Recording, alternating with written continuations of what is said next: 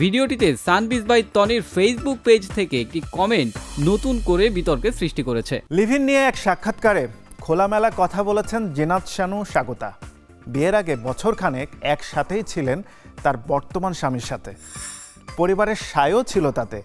এদিকে সেই সাক্ষাৎকারের ভিডিওতে সানবিজ বাই তনি স্বাগতাকে নিয়ে এক বিস্ফোরক মন্তব্য করে বসলেন। কি বললেন তনি? লিভ টুগেদারও নরমালাইজ হচ্ছে এবং হবে ইনশাআল্লাহ।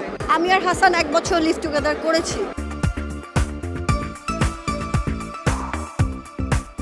জনপ্রিয় অভিনেত্রী জিনাত শানু স্বাগতা সম্প্রতি এক সাক্ষাৎকারে তার ব্যক্তিগত জীবন নিয়ে খোলামেলা আলোচনা করেছেন। তিনি জানান, বিয়ের আগে স্বামী হাসান আজাদ ও তিনি 1 বছর লিভ টুগেদার করেছিলেন, যার ফলে একে অপরকে আরো ভালোভাবে বুঝতে পেরেছেন।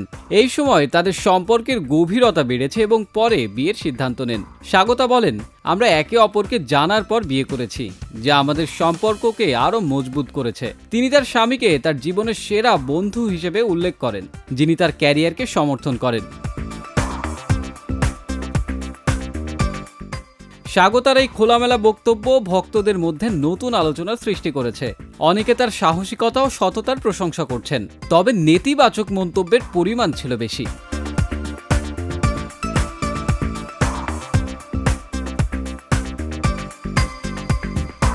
ভিডিওটিতে সানবিজ বাই তনির ফেসবুক পেজ থেকে একটি কমেন্ট নতুন করে বিতর্কের সৃষ্টি করেছে।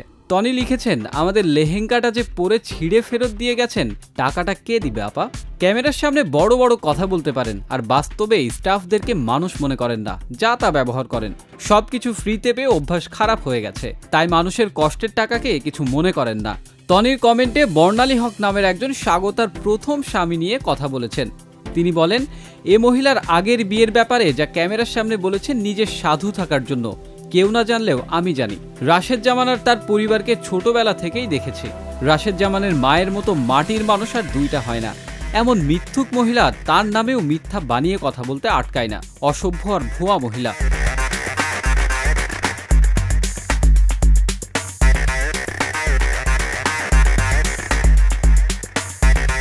গত 24 জানুয়ারি রাজধানীর একটি মসজিদে বিয়ে করেন স্বাগতা। 27 জানুয়ারি অনুষ্ঠিত হয় বিবাহোত্তর সংবর্ধনা।